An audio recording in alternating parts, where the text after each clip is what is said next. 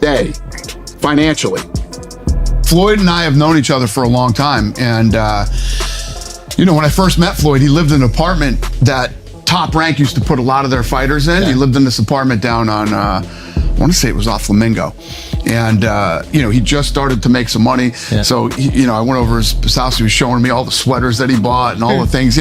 Floyd's always been that guy. Yeah. He likes to shop and he likes to buy clothes. And, it started the minute he made his first dollar. Right. Floyd Mayweather built one of the most recognizable images in sports history. For years, fans around the world watched him transform from a young boxing prodigy into a global superstar known not only for his undefeated record, but also for his extravagant lifestyle. Private security guards. Do you think Floyd is definitely done?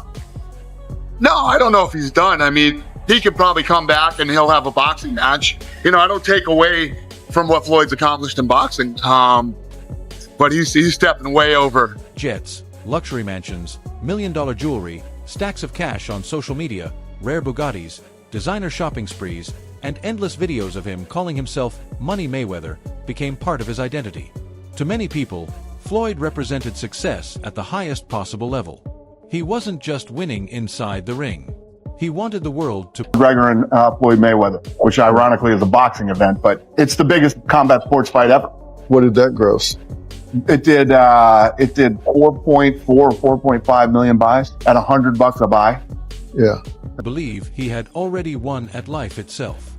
But recently, that image has started facing serious criticism from some of the biggest names in combat sports and entertainment. UFC CEO Dana White, boxing legend Mike Tyson, rapper ring with somebody you know well, somebody you have worked with, obviously, Floyd Mayweather. I have been dying to hear your perspective, your thoughts, what you actually think about this YouTuber fighting maybe the greatest boxer of all time, Floyd Mayweather. Listen, I understand these kids want to make some money and, they do what they got to do and say what they got to say to try to, get in there and make money. And businessman 50 Cent, and even several boxing insiders have openly questioned Floyd's spending habits, business decisions, and billionaire claims. Their comments have created a huge debate across the sports world, with fans now asking a major question. Is Floyd Mayweather truly as financially untouchable as he claims to be, or is the lifestyle beginning to crack under pressure? Dana White has been one of the loudest voices criticizing Floyd Mayweather's financial image. Unlike random internet rumors, Dana's comments grabbed attention because he personally witnessed how much money Floyd earned during the peak of his career, especially during the historic Conor McGregor fight. That event became one of the biggest combat sports spectacles ever, generating millions of pay-per-view buys and enormous revenue. Floyd reportedly earned hundreds of millions from the fight alone. Yet despite all that money, Dana still questioned Floyd's financial discipline. According to White, no rational person should ever have money problems after making that kind of fortune unless their spending habits are completely out of control.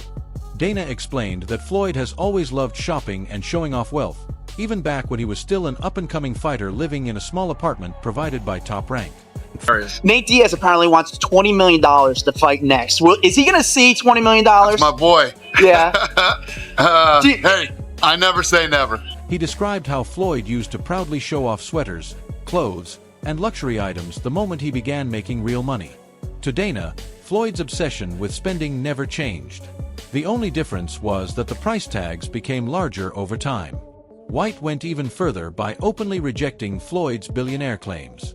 Floyd has repeatedly called himself a billionaire in interviews and social media videos, often bragging about earning unbelievable amounts of money every month.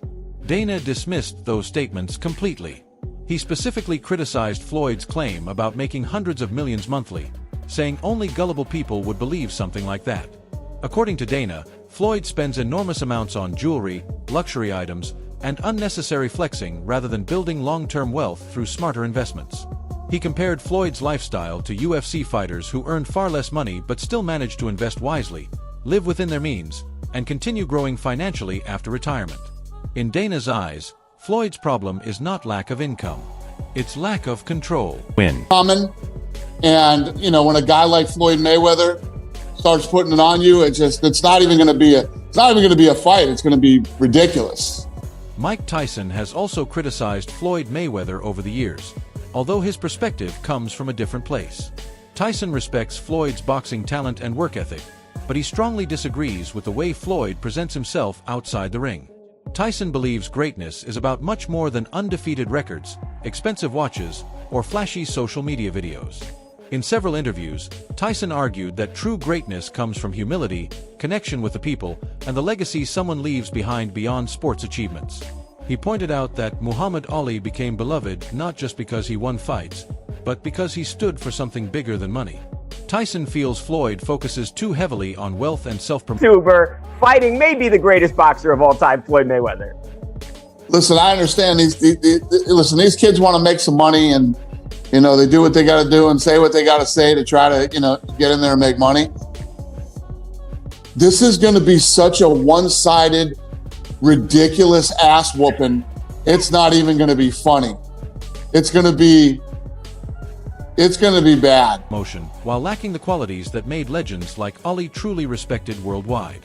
One of Tyson's most controversial comments came when he called Floyd delusional for constantly comparing himself to Muhammad Ali and other boxing legends. Tyson argued that Floyd's obsession with proving he is the greatest fighter ever comes from insecurity rather than confidence. According to Tyson, Floyd wants validation through money, attention, and undefeated records because he knows many fans never connected with him emotionally the way they did with Ali or other legendary champions. Tyson even suggested that people often watched Floyd fights hoping to see him lose rather than because they admired him. In Tyson's opinion, Floyd became a massive attraction not because fans loved him, but because they were fascinated by the possibility of seeing arrogance finally humbled. Despite criticizing Floyd's personality, Tyson still acknowledged his incredible discipline and dedication to boxing. Tyson admitted Floyd's commitment inside the gym is undeniable. Even after retirement, Floyd continues training constantly, staying in shape, and maintaining elite-level boxing skills. Tyson respected the fact that Floyd never completely left the sport behind. That balance between criticism and admiration is what makes Tyson's comments so powerful. He never denied Floyd's greatness inside the ring. He simply questioned whether success and wealth automatically make someone respected as a person outside of sports. Then there is 50 Cent, whose relationship with Floyd Mayweather became one of the most dramatic celebrity feuds in recent years. At one point, Floyd and 50 looked inseparable. They publicly supported each other, appeared together constantly, and seemed to have genuine trust between them. Floyd even reportedly asked 50 Cent to help manage Mayweather Promotions while he was serving jail time.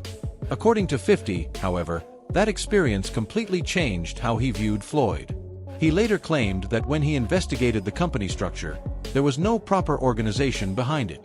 He publicly mocked the idea of Mayweather Promotions, saying there was no solid business setup and accusing Floyd of exaggerating his business empire. The feud eventually exploded onto social media, where 50 repeatedly attacked Floyd over his finances, intelligence, and lifestyle. Some people dismissed. What's crazy, so I got so many different houses. So, as you guys can see, this is one of my closets. We got bags, we got stuff everywhere. We got this ladder right here where you could take, just got stuff everywhere. So, you wanna go red bottoms, we can go all. The feud eventually exploded onto social media, where 50 repeatedly attacked Floyd over his finances, intelligence, and lifestyle. Some people dismissed the comments as entertainment, but others began paying attention because of how detailed the accusations became. 50 accused Floyd of constantly needing cash flow due to his spending habits and suggested that many of Floyd's business claims were exaggerated for image purposes. One of the biggest controversies came after Floyd claimed he purchased dozens of apartments. You can go all Christian Louboutin, that you guys want to do. Whatever you want to do, all from the bottom all the way to the top. So, we got any kind of bag and everything you can name. It's one of my closets. Buildings in New York City. Floyd proudly talked about owning massive real estate investments and invited fans to admire his business success.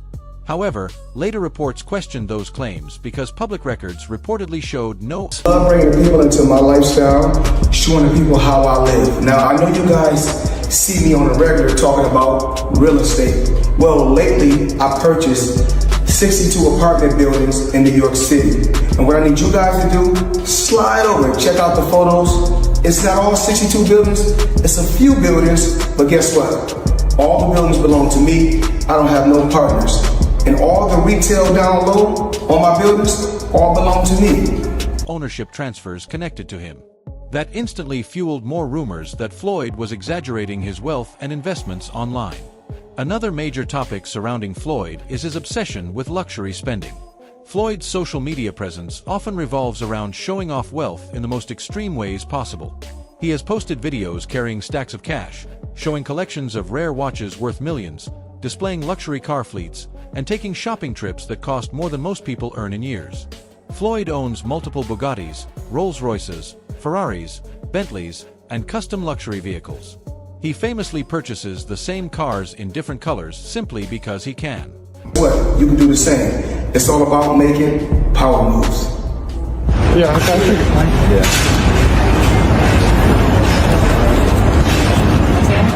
And I'm pointing like this because we're in New York City right now. We're in Manhattan. That's what we do.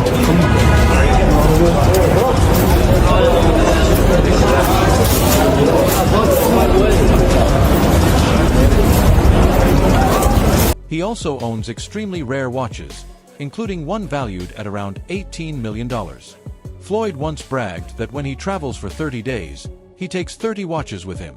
To his fans, this lifestyle is motivational and entertaining. To critics, it looks excessive and insecure. The criticism intensified when stories about unpaid debts and lawsuits began surfacing. Several reports claimed jewelry stores had taken legal action against Floyd over unpaid items and business disputes. Critics argued that someone truly worth billions should not repeatedly face public financial controversies. Floyd supporters countered by pointing out that wealthy celebrities frequently deal with lawsuits and tax issues due to the complexity of managing huge amounts of money. They also highlighted the fact that Floyd continues earning millions from exhibition fights, business ventures, and brand partnerships even after retirement.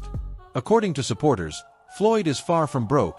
Andre Durrell, IBF champion Billy Dip, WBA champion Celestino Calabero.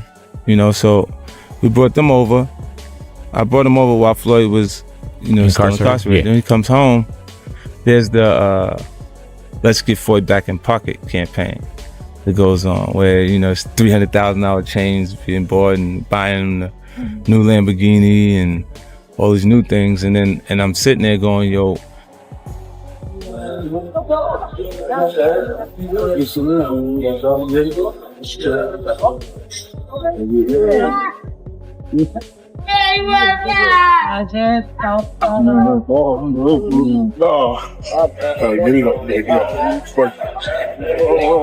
All this money made.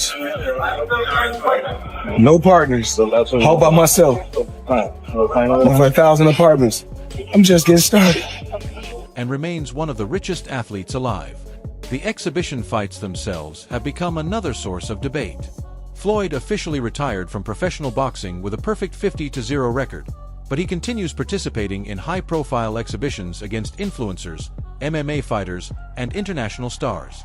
Critics argue these fights exist mainly because Floyd constantly needs fresh cash flow to maintain his lifestyle. Dana White and others questioned why someone who claims billionaire status would continue taking relatively strange exhibition fights around the world. Some fans believe Floyd simply enjoys When you gonna give me the money? Because you're already invested. Right, like when you gonna give me your half of the money back. But I ain't trying to press him because he just got out of jail, right? So it's like, let him cool his heels before you. Was that in the millions? Yeah. Okay. So you sitting there big, and I'm like, yo, so when...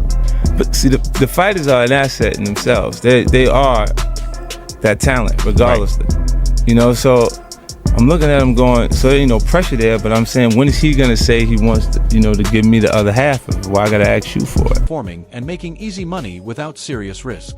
Others think the exhibitions suggest his financial situation may not be as secure as he wants people to believe. One fight that received major criticism was Floyd's exhibition against Japanese kickboxing sensation Tenshin Nasukawa. Many people were confused by the matchup and questioned why Floyd would travel internationally for a bizarre exhibition against a much younger fighter under unusual rules. The event generated huge headlines because it felt completely different from Floyd's traditional megafights during his professional career. Some observers believed the decision was purely about quick money. Yeah. This looked like a friendship that was going to last a lifetime. What the hell happened between 50 Cent and Floyd Mayweather? Well, he changed his mind. Now, what do you mean he changed his mind? Like, as he was actually going in to jail, he asked me to help him with Mayweather promotions. Right. Then as he actually got in and I took a look, I realized there is no Mayweather promotions. There's no LLC, there's no seal, it's not incorporated, there's no. Others saw it as another sign that Floyd was willing to accept almost any event as long as the paycheck remained large enough. At the same time, Floyd continues defending himself against criticism. He constantly reminds people that he earned his fortune legally through years of hard work and sacrifice. Floyd believes critics are simply jealous of his success and obsessed with his lifestyle. You and Floyd get into a fight or a shoving match before? Yeah. Who won that? I won every time. Every time? No. Every time. No, we had twice. We got into it. Like a real altercation? Yeah, like one was with the. Did he put that shoulder back on you? Because I'm thinking. Nah. It was more like out of reflex, so because they cannot achieve the same level of wealth. He often tells fans that people should focus on their own lives instead of worrying about how he spends his money. In Floyd's mind, luxury spending is not something to apologize for. It is proof that his dedication paid off. He repeatedly says he enjoys motivating people by showing what is possible through discipline and success. Younger fighters also learned valuable